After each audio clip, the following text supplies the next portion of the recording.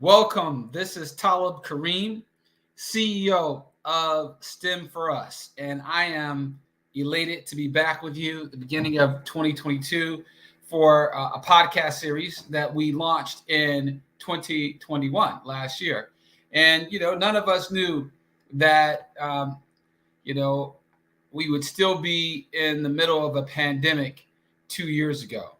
Um, I thought that maybe it was going to be something for about a week or two, 3 weeks at most. And as I was heading myself to relocate from Washington, D.C. and Maryland, that area, to Silicon Valley, and we found out that that wasn't going to happen. And, here we are 2 years later. But we're grateful that we've been able to launch this podcast series. And we've had some wonderful people over the past year. And today is nothing different. We had a amazing guest online for you all who has a wonderful story. So before I bring them in, I want to make sure that you, if you haven't already done so, put your questions in the comment section for us to get to them so we can highlight them. And then second of all, don't forget to subscribe if you haven't subscribed, and feel free to like and share the content if you so choose. So without any further ado, let me bring on the man of the hour, Isaiah Harrison, software engineer, Udemy instructor, and an innovator of a concept that I want you to tell us a little bit about, Black IO. Can you, first of all, welcome, and how are you, and where are you based right now, Isaiah? Thanks for having me. I appreciate it. And I'm doing pretty good. Just had a long day of work, took a nap, and now I'm feeling refreshed. So, yeah, pretty good. And I'm based in West Philly. Okay. Yeah. Okay. Cool. And as I understand, you are from Philadelphia. And if I was going to ask you to tell me about the story that could be written about you, and summarize like the chapters from the time you graduated from high school up until now in a summary. What would that quick kind of recap of those chapters read like? Yeah. Well, it's kind of hard to give a quick summary, but I'll try my hardest. So I went to Kensington Kappa in Philly, and that's in North Philly. Kensington Kappa was probably one of the most troubled schools, and it probably still is, to be honest. But what they did for us was try to put us in a good learning environment to try to mitigate the amount of like violence and things that just kind of just happened in high school in Philly, in North Philly specifically. So one of my counselors actually saw that I had some potential, and by the time I got to maybe like 11th or like 12th grade, she was like telling me to really start looking into college. And probably like mid-year 12th grade, she kept asking me to apply to college. Okay, hey, apply to her name's Miss Brown also. But she kept telling me, hey, apply to college. I need you to apply. Every time she saw me, she kept asking me and asking me and asking me to apply to college. Back then, I didn't think that I could get into college, which was why I never applied. But then eventually I applied and I got accepted. And it was the only college I applied to. So I was actually pretty lucky in that sense. But I got to college, switched my major a few times, probably like 3 or 4 times. I ended up graduating with an energy engineering degree, and I have two engineering minors. One is environmental engineering, and the other one is electrochemical engineering. And the reason I even have those two minors is because I was really searching for something that I actually wanted to do. I didn't want to be an engineer anymore, or really just not the type of engineer that I went to school for.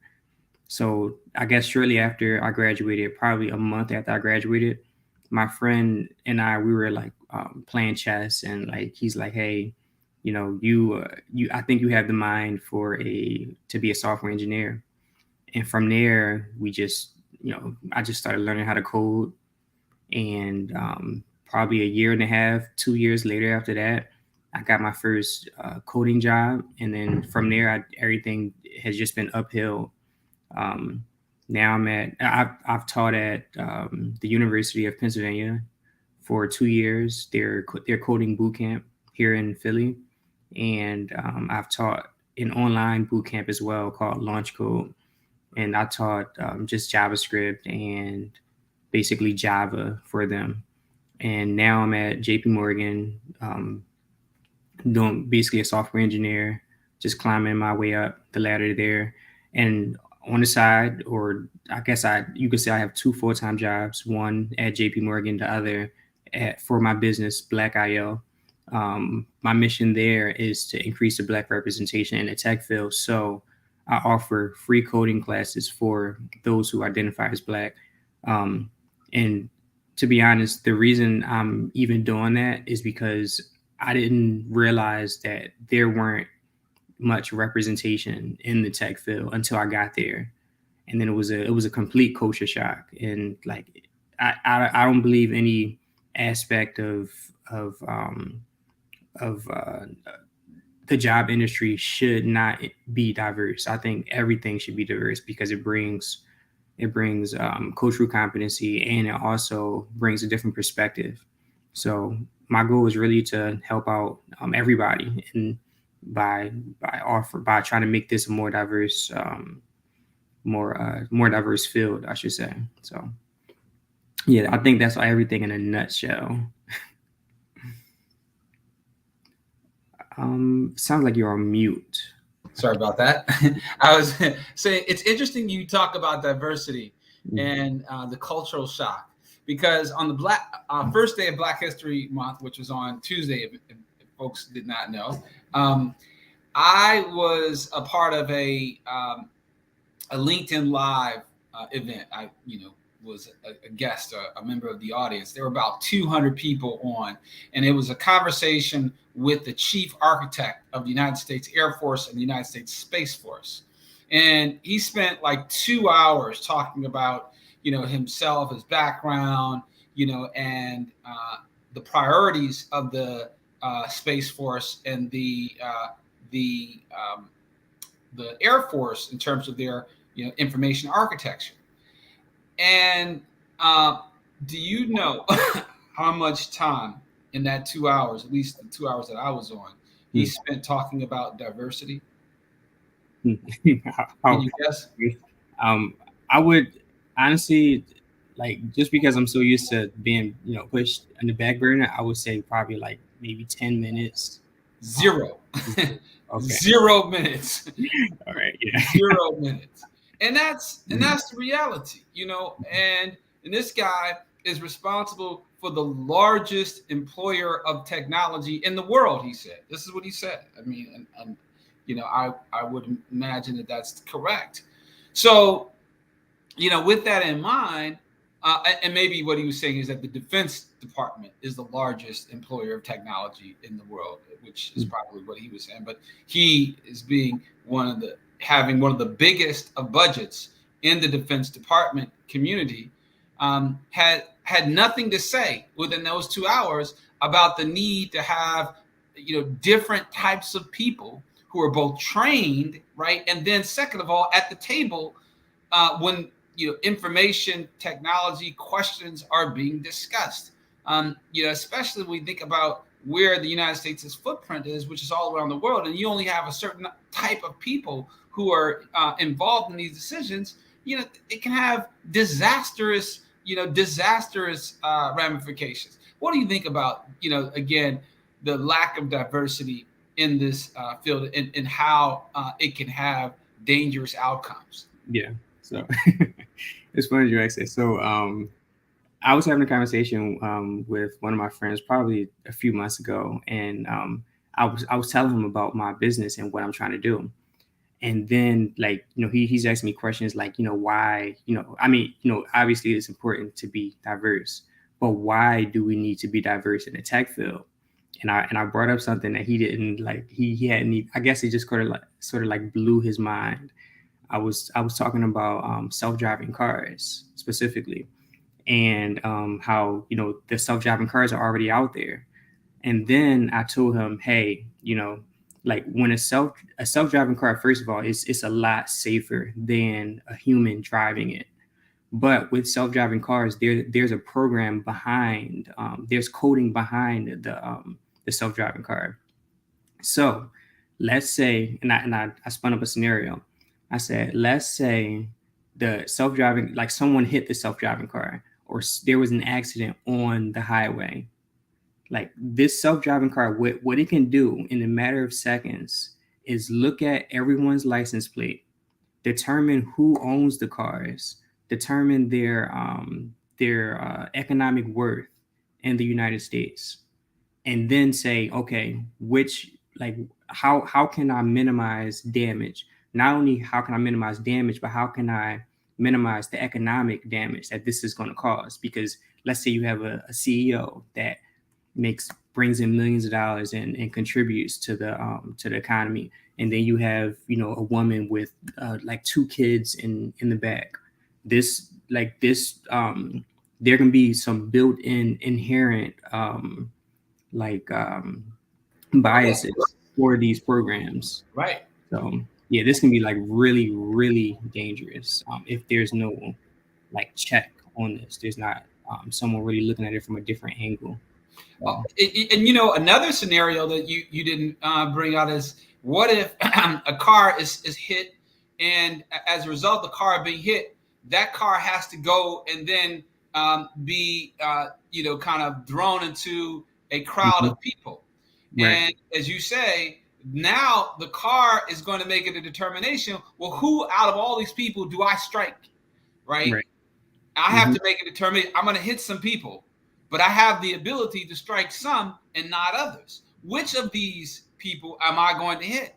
And as you said, without all of the types of people who will be possibly struck at that table, it's likely that the people who are going to not be hit are the people who are those who are at the coding table, and the people who are going to be hit are the people who are not at the coding table. And that is one of the but see, again, in that context, the person who's a coder will like, oh, that's just too bad for you. But here's another scenario. Again, if you have at the coding table, as you know, people who only have one type of perspective, right? And they're up against adversaries who have a lot of different perspectives, right? Yes. Who do you think is going to win? Who do you think is going to create the best code? Right. The one with most knowledge. Boys at the table who only look alike, right? You can guarantee you that the people who are going to have the better code are those people who have different viewpoints. Right. And are coming at that challenge from unique sets of lenses, right? And so for people who can't understand it because they're only thinking, well, okay, some people are going to be out and it's not going to be me. In this context, you can see that they are going to be out. They are going to be out. They're going to be the losers because they don't have, again, the diversity of viewpoints in that coding construct, right? Right. And so with that in mind, what are you doing in the next, 1, 3, and 5 years to change that scenario that we see is on the horizon? Right. So right now my coding class is just teaching HTML, CSS, and JavaScript. But one of my I guess my 1 to 5 year goals is to teach Python. And Python is something that's being pushed like very heavy, especially at JP Morgan. They want everybody to learn Python. And it's because Python is a calculating language. You can do a lot of like really, really good stuff with Python, and you can do it relatively easy. So whenever I get, the HTML, CSS, and JavaScript down, and then bring in a Python piece, from there I can start talking about like artificial intelligence and machine learning and things like that. And whenever I get to that point, hopefully I have maybe a few employees, maybe somebody, helping me out. Maybe even one of the previous students just kind of like helping run the classes with me. But when we get to that point, we'll have a lot more people that qualify to fit in these uh, to be more equipped for like what's up to come, like what's already here. Really, I can't really say what's coming next. What have somebody have a seat at the table that can already understand like the language and understand how to develop this from a different perspective, I should say. So yeah, my goal is just to get as much programming and experience as possible, specifically towards like the Python direction. And now let me ask you on this note. Some people are taking a look at these boot camps that are Mhm. online, and they're investing in some cases thousands of dollars, but that they don't get jobs immediately after. What are you, Mhm. what are you thinking about this? And I'm going to weave in what you and I have been talking about in Mhm. terms of the partnership that we're working to build between STEM4US and your company. But what do you think about that as a problem? Yeah. So the boot camps, I think their main problem is that they're trying to teach too much stuff. Um, I've I've worked at so far three boot camps, not including my own boot camp. So the three boot camps, the two from UPenn probably cost the students a good like $20,000, and the second boot camp was a complete free boot camp. So this is coming from two different perspectives, but two different perspectives, whether you have to pay or whether you don't have to pay. There's too much information that's being taught in these boot camps, so they can't say, hey, they can't justify them teaching as much based off of the price because it works in both situations. I mean, it's the same in both situations. So they're teaching kids too much stuff. The kids, I'm sorry, I keep saying kids. The students, they learn. They learn just for the moment. Yes, I do see them come out doing some amazing stuff. It really is like amazing how much like stuff they're able to do, going from not knowing how to code at all. But then you give them maybe a month or two afterwards, and then they forget everything. And it's because I mean, they're forced to first, a lot of the time, they're forced to like quit their jobs because they have to do this full time, because the only way to learn as much information as they're asking you to learn, you have to put in 40 hours a week. And they tell them from the beginning, hey, if you're not willing to quit your job and put in for 40 hours a week, you're not going to get through this boot camp. So now you got people that's quitting their jobs, that's getting into situations where they're unsafe situations, really. They're getting into this mindset of scarcity, really, because now, hey, like, I just quit my job, everything is gone, I only have a few months of expenses, let me put my all into this boot camp. And the boot camp is really setting them up for failure because they're not able to get jobs afterwards. Whenever it comes to them having interviews after, they're forgetting everything and they only know bits and pieces. And no one's going to hire somebody that knows bits and pieces. They want to hire someone that is a specialist, or somebody that really knows. Like, people in the tech industry, we would rather hire somebody that knows how to do one thing very well instead of bits and pieces of everything else, which is what you get whenever you go to these boot camps, or what I've seen anyway. Well, you raise a really good point about the differences between a boot camp that focuses on you really helping a student obtain mastery, right? And then versus those that just kind of give a student blocks of knowledge and experience that he or she could use. And one of the things that you and I, STEM4US, and your organization has been talking about is creating and we have some good comments going on here that we'll put up in a minute. But and so if you have any comments, throw them in the comment section and we'll recognize you. But one of the things we've been talking about is creating a unique boot camp, one that not only trains you in a kind of really specified area where you become a master, but also one that gives you some projects, right, that you can actually show to a particular employer, and then one that actually gives you the training that a particular employer is looking for. And then after that, matches you with that employer, helps you apply for the job, interview for the job, and then hopefully, helps you to get that job, and then gives you mentoring after you get that job on how to actually succeed once you've been placed. What do you think about that as, kind of a real, package type of construct for the people who are looking to break into this area? Yeah, I think honestly, I think it's a really good package. Really, now the boot camps, what they offer right now, or what I've seen is up to the point where they're trying to help them get a job, but they don't really teach them about how to go to the interview and how to interview. And I think that's where a lot of people fall short.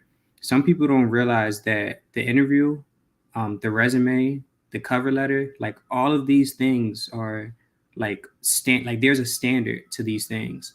Like I've gotten people interviews before, and these are people that's like qualified for the job and like well qualified for the job, but because they didn't interview correctly, they didn't send their resume wasn't structured properly. They didn't send thank you letters. Like there's like these components that people think that's like really small and like really insignificant, but it really does matter when it comes to like in this like just sort of in today's world in the development space and in other spaces as well, but specifically in the development space as we're talking about that. So yeah, if you can, I think if you can, teach somebody in a very like specified field, specific for a very specific job, get them that job, mentor them before and after they're in the job. I think that would like be like a game changer, really. Um, yeah. And it is. You talk about it being a game changer, and that's, I think, what we're talking about doing is changing the game, because right now the game is not fair. You got a bunch of people who are hiring people who mostly look like them. But good thing is that because there's so many jobs to be filled, you are getting brothers and sisters who look like you coming on, but we haven't really put together a game plan, if you will, to try to really scale the numbers, and that's what STEM4US is looking at doing, and we're looking at the possibility of partnering with you. And in fact, I'll let people know, and if you want to put in the comment section, a link to your Udemy course, we can go ahead and highlight that. But I've gone ahead and I've enrolled myself. I'm a lawyer and engineer, but I've enrolled to take your Udemy class and your boot camp. And I've learned. I'm already ready almost to put on my resume. HTML, CSS developer, because I got a little bit of development skilling, coding skills in my back pocket now. And so that makes me more marketable, quite frankly. I mean, and so what do you say to people who may be in different careers? Maybe lawyers, accountants, doctors, or teachers. I mean, about the idea of learning something new and possibly pivoting. What are the real opportunities that you can get a job in this space? Sure. So I would say I would start with like that some people don't feel as though they can be a developer. They think that it's like a complex thing and like it's sort of just kind of out of their reach. I actually just spoke to someone yesterday about this. Someone that's joining the class a little bit later, but he was telling me that he bought my course. and he wanted to join the class also. And the other thing he said was that he's not very computer savvy. And like the weird thing is, so I sat with him for a good hour, just trying to like get him all caught up and everything like that. And like it comes to it that, like, I mean, when it came down to it, he actually was more computer savvy than he thought he was, and like this was much more in his reach than he thought that it was previously. So that, I mean, with that being said, I want to say that like anybody can learn how to code, but like depending on how far you want to get in this industry is a complete different story. Like just jumping into it is honestly put you at a very comfortable level. You be getting maybe like 60, 70, maybe 80K. And honestly, most people are good around, most of your worries, in my experience, most of your worries go away whenever you're making about 70 to 75K. So once you land there, your job is relatively easy, I should say, or relatively manageable. So it's very difficult. Um, and to another point, just learning how to code is going to help boost your resume. Someone's going to look at that and they're going to say, "Oh, you know HTML, CSS, and oh, you know a little bit of JavaScript. Okay, let's put you in this position, and maybe 5% of your job is coding. Maybe I don't know, 10% of your job is coding. Um, let's try to make something work here."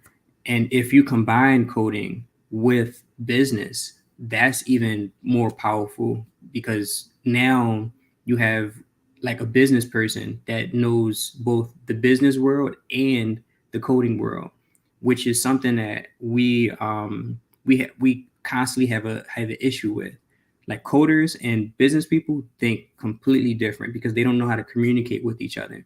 The business people think that something is gonna uh, the business people think that something is possible, and the coding people know that sometimes whatever you want is not exactly possible, but then it's hard to communicate why it's not possible.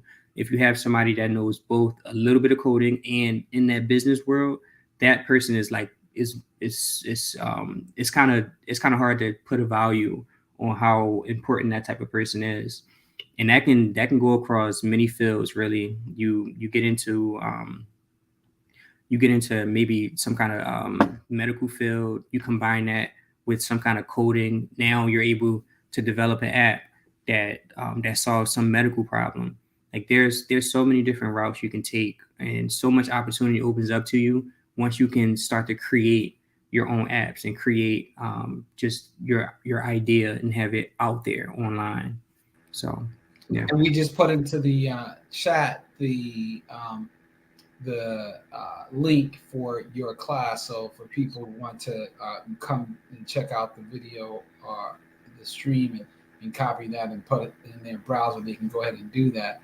Um, One of the things that you also allude to in terms of the economic opportunities, and people being able to make, pretty decent salaries, as you said. Once you start making about $70,000, you're generally able to cover most of your bills, if not all of your bills, and then have some money set aside. What do you think, man, is at the heart of some of this violence that's going on in our communities, that has really been spiking since the beginning of COVID? And I want to kind of tie it into you. Do you think that it is because whereas some people have made a lot of money during the pandemic, Yeah. it seems to me there are a lot of people who are not making a living, not surviving at all, and it's creating a lot of chaos in our community. What do you think about this? Yeah. Weirdly enough, I think the root cause of all of that is really school. Um, and it's crazy to even like say that, but the reason that's the root cause is because school doesn't teach us how to use money and how to profit whenever there's bad times. Some people don't realize that like recessions and like things like pandemics, like those are really opportunities to make a lot of money, because like it just opens up a bunch of doors if you know which door to go into. And that's why these people, like people have been getting richer. And I think there was, I forget the exact number, but there was like some record amount of millionaires created during the pandemic. And that's because these are the people that know about money and know how to take advantage of this the money system. A lot of people think that money is just simply just spending it. Hey, I have $1. Let me go buy something from the store. Like that is not what money is. But that's the only thing that we know because school doesn't teach us about money. And that's why I said it all stems from school. To be honest, like the spot where I am in that just sort of argument, I don't I don't think that anyone should struggle, to be honest. And I think that like there should be something put in place so that people aren't struggling, which is probably the cause of the violence. You know, this mindset of scarcity. People people do things that they wouldn't normally do to survive, especially if they have a family. They have to make sure they provide things like that. Um, so yeah, I just think the root cause of all of it is really school. So yeah, not sure if I answered the question. Well, it's interesting you mentioned, that it's school, or the lack of economic education in schools that is causing the spike. And I can relate to what you say or what you're saying in a way because it's true. A lot of people are making money, but a lot more people are not making Yeah. it and not surviving, um, and it's causing them to basically prey on everybody else. But what do you think about kind of like the problem solving skills that go into coding? If we get more people who are able to get that type of experience, what do you think that might have on cutting down some of this violence by giving people more, kind of tools in their toolkit by which they can, not only get a job, hopefully that's one, but in the process of getting a job, where they can, uh, have more kind of doors that they can see that are there, Yeah. as opposed to that door, of carjacking somebody or stealing somebody, or killing somebody. I mean, what do you think about that? So I think is where how does all sort of like ties in and like comes full circle. So if let's say someone jumps into the tech field, right? They come out, they make maybe 45, 50K. After about a year or two, they're at like the 65K mark, 70K mark. The average household income in the US is about $75,000, right? So now you've taken someone that made less than I'm sorry, $65,000. You've taken someone that made less than $65,000 and now put them to the average. So you're essentially raising you're essentially building a lot of wealth in very uh, in like the lower tier salary section, for lack of better words. Whenever someone makes more money, right, they start to think a little bit different. One of the things a lot of people think of, like some of the things a lot of people think about when they don't have money, is how I'm going to pay the rent, how I'm going to feed myself. And then like that's literally the only thing they think about. Hey, I have to get to work. I hope I don't get fired today. There's a lot of different like thoughts that kind of go through your head whenever you're not making enough money. So by making enough money in this tech field, what that's going to do is open up your mind to other kind of thoughts, because now you don't have to worry about paying your rent. Now you don't have to worry about feeding yourself, and you definitely don't have to worry about getting fired, because you can get a job maybe a few weeks after, and there's always people knocking on your door to try to take you from the company that you're currently in. So now you've gotten rid of all of those things that's been clouding your thought and like really clouding your judgment in a sense, taking you out of a mindset of scarcity. And I keep saying scarcity because I think that's rooted into like a lot of this. It takes you out of this mindset of scarcity, and now you're thinking on a different level. Now you're saying, okay, I have money. I even have extra money. Like, what do I do with this extra money? It's going to get to a point where you have everything you need, so you don't need to keep buying things. So let's learn about investing. Let's learn about, okay, let's maybe try to do a side hustle or something like that, because we have the bandwidth to even think about these things, because all of our problems, well, not all of our problems, but some of the problems that we've had has already been solved. And if you combine that with knowing how to manage money, then you're in a much better spot. So yeah.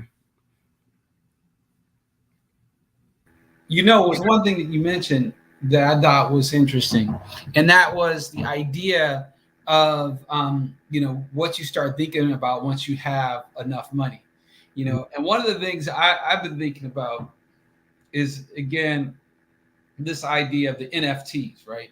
People are creating these cryptocurrencies based on artwork, and people are selling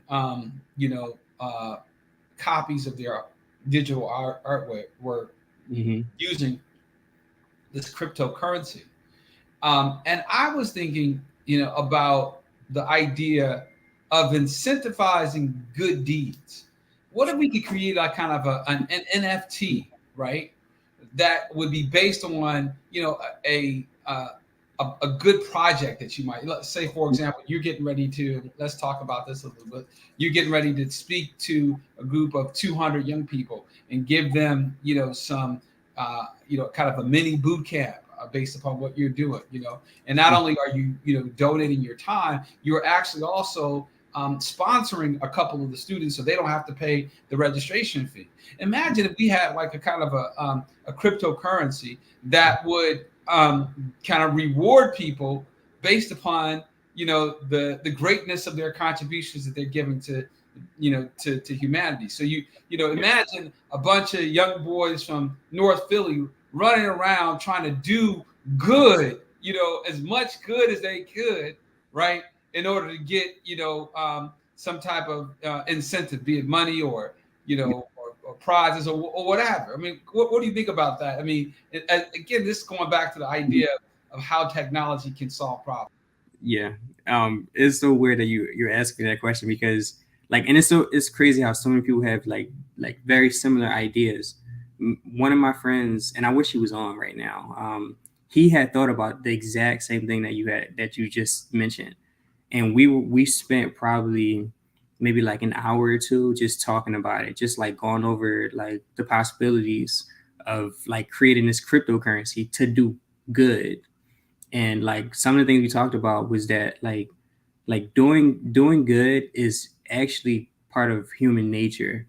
So like if you incentivize people to be more human, like I can't really see a downfall in that, and it will definitely make the world a better place. If you think about it, let's say you're watching like a movie or something like that, and like this character is like down on their luck, right?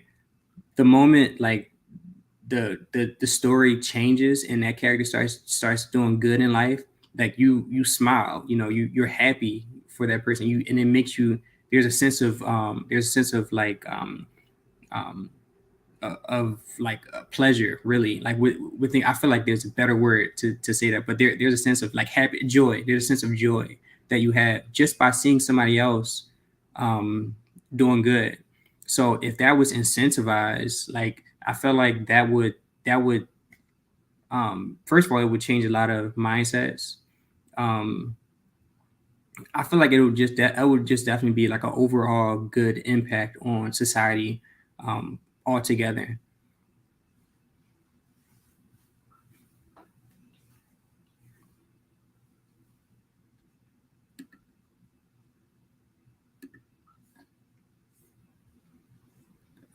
You may be on mute. I'm not sure. Yeah, I'm sorry. I was the reason I went on because I wanted to talk a little bit about again that kind of double down and talk about the good project that you are planning to be a part of, and that is the winter hackathon that's coming up. That's a program that is going to be uh, helping to provide training for about 200 young people, and Hmm. are going to be really helping them to learn about coding, helping them to learn about careers in web development, helping them to learn about mobile phone development careers. We have some amazing partners from the Kappa Alpha Psi fraternity, the Edison Electric Institute, um, companies like Black IO, like yours, Pyramid Tech Pros. Um, what do you plan? And your presentation is set for March 5th. What do you plan to provide the young people at that particular program? Yeah.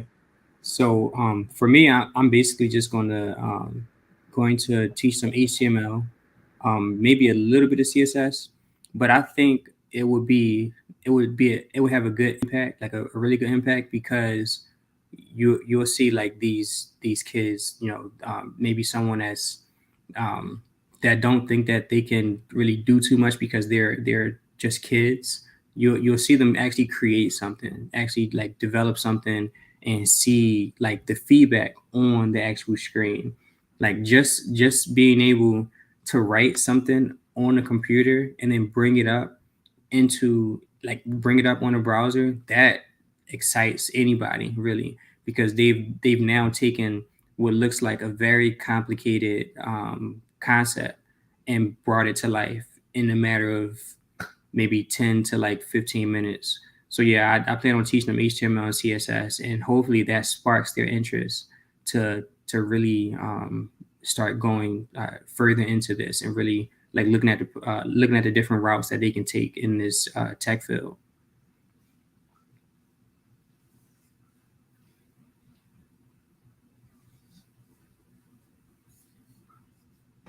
Yeah, I think that the young people are really going to have a wonderful time as they get a chance to listen to not only you, but also some of the other leaders that are set to talk with them starting on March the 5th, going through April the 2nd. And for people who are looking for an opportunity to enroll, we'll put the link up there in the chat for people to both get involved. One of the things we're doing is having a hackathon, and so the young people are going to learn how to apply both coding skills of creating web development tools, as well as mobile development tools to solve a problem. And one of the things we did last year is that the young people, came up with a mobile phone app to prevent crime and violence against other young people. And they, some of the ideas were really cool. Where, one group came up with an idea where if a person was feeling like they were getting ready to be attacked, they could push a button on their mobile phone, and instead of the police coming, because sometimes we know that police don't come right away, it would send a drone to their location. The drone would begin recording what was happening, and also put lights on what was happening, and then kind of have a loud siren to tell the people who were attacking the young people that they were being they were being caught on camera, and that they should flee before the police come.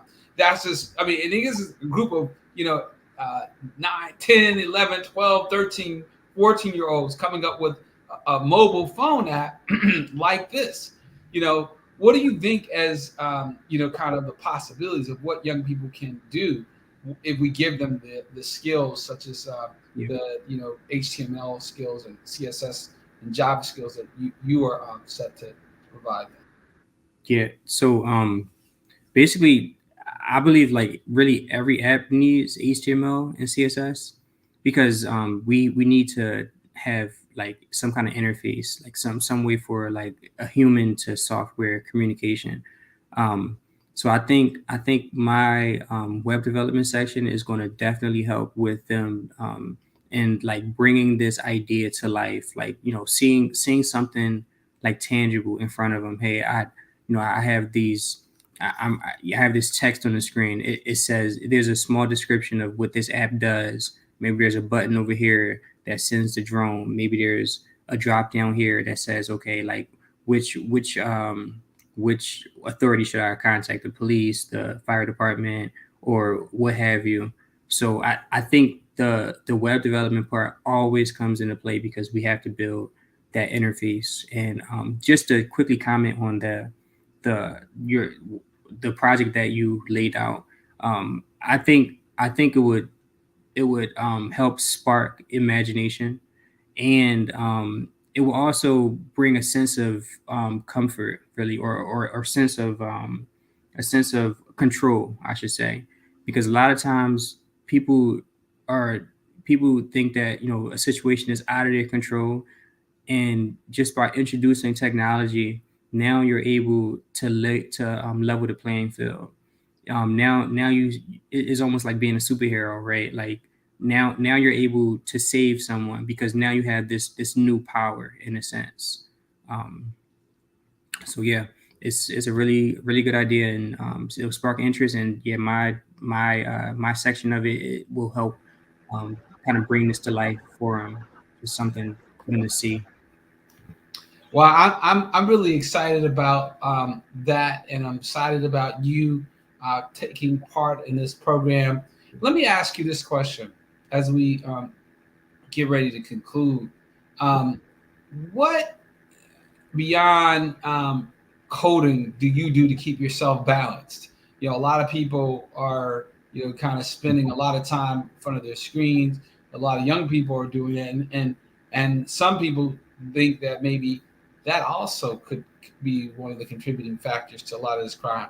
A lot of people on TikTok, for example, scrolling through and seeing other people living lives which may be real or fake. You never know what people are putting on the screen, and the young people kind of finding themselves wanting to be like those people and do whatever they think that they need to do in order to be able to have whatever they see on the screen. What do you think one about this whole idea of screen time, and two, what are you doing anything to kind of keep yourself fit and balance, and perhaps even off the screen at times?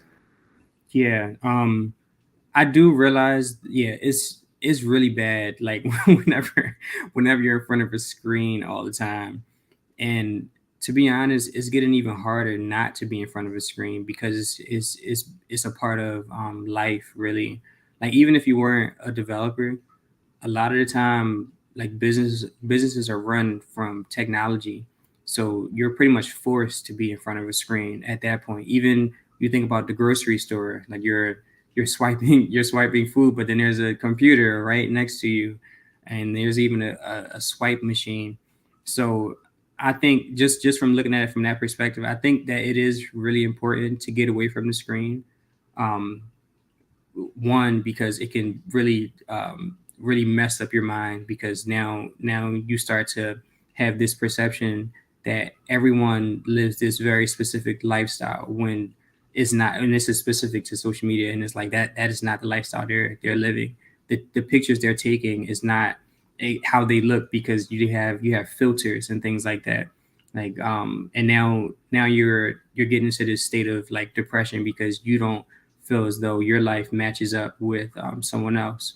So that's one dangerous part of being in front of the screen. Another one is like you can really mess your eyes up. Like the blue light that's coming from your screen, your computer screen, your phone screen, or any screen at all, unless it's turned off, it can really like mess up your vision. So not only are you like messing up your mental health, but you're messing up your actual physical like sight. So I mean, what I do particularly to stay away from the screen is I just work out. To be honest, I try to work out every like maybe every 8 hours or so or something like that, just to get away from the screen. And it's not even like a full workout. This is I do like maybe 5 to 10 minutes to just get away from the screen, because now like me working out makes me feel better about myself, because now I'm contributing to my health, um, and just physical, like all around, like strength, and like it kind of puts me in a different mindset when I work out, things like that. And if I'm not working out, maybe I'm like playing chess. I have a chessboard on my shelf right there, and like I study chess, um, just to get away from the screen. But it is hard to get away from the screen, especially with things like the metaverse around the corner. Well, already here technically, and like around the corner, and you really see young people on screens all day. I have three little brothers that's literally in front of the game. They have PlayStation, they have Xbox, they have every system.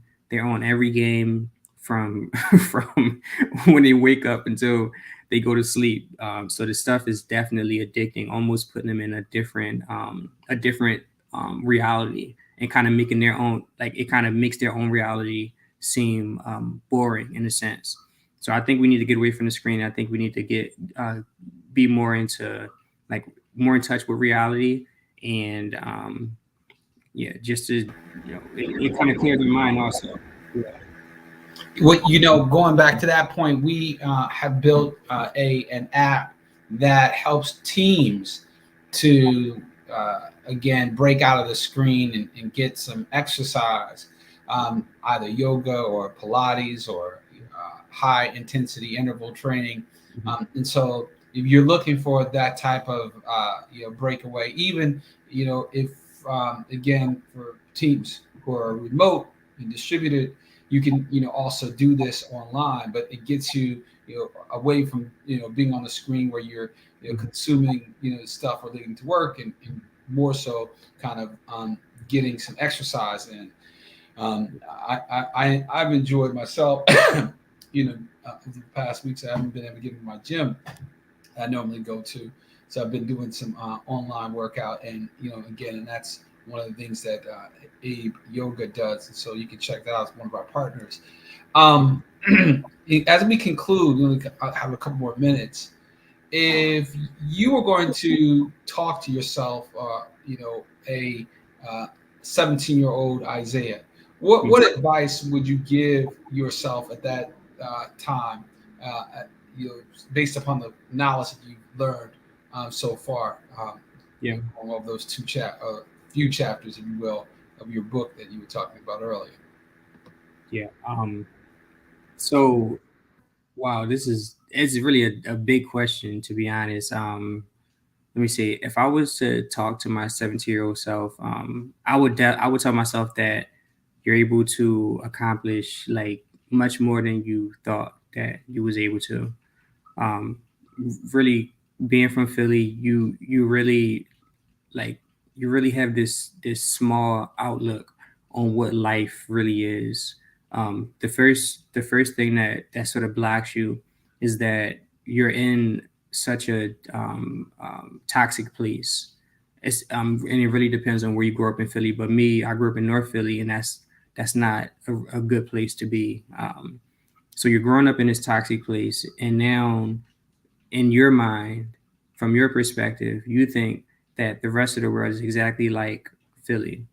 So now in your mind, you're like, okay, what's the point of trying to like get far in life? The only thing that's going to happen is someone's going to take it from you, because that's what you're used to. So yeah, you just sort of just negate that idea.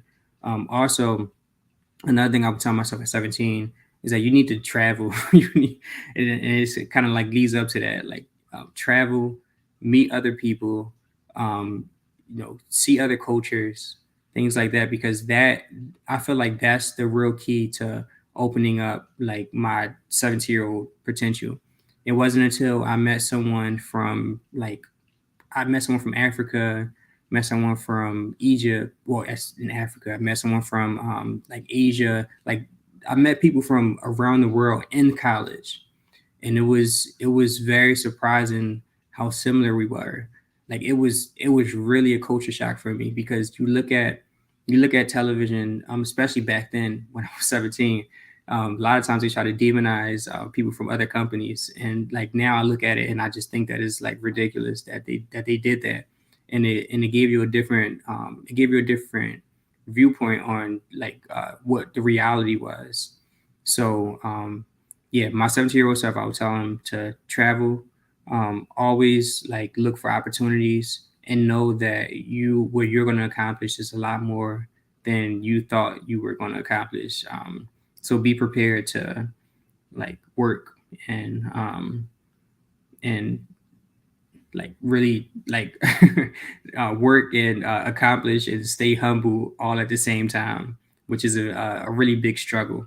But I mean, it comes with the responsibility. So Well, brother, I think this has been an amazing conversation. I really appreciate you again giving of your time today, also being ready and willing to give of your time and your money to support our uh, young men and young women as a part of our winter hackathon that is coming up from March the 5th to March the 2nd, April the 2nd.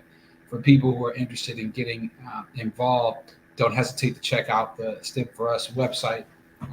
The link that is up on the screen right now is for people who would like to be like you in terms of being either speakers or coaches. We have a registration link that's getting ready to come out this weekend, but we're just really excited about it, brother. We, I think you hit on another point that I'm a big believer in, and that is this idea, as you said, giving yourself advice, is the idea that when you um, uh, don't, when you think that you are in as you said, a scarcity mindset, mhm. you don't realize that in fact everything that you have actually comes from the Almighty. Everything that you have, and for a fact, He's going to take everything that you have away from you at some point. Mhm.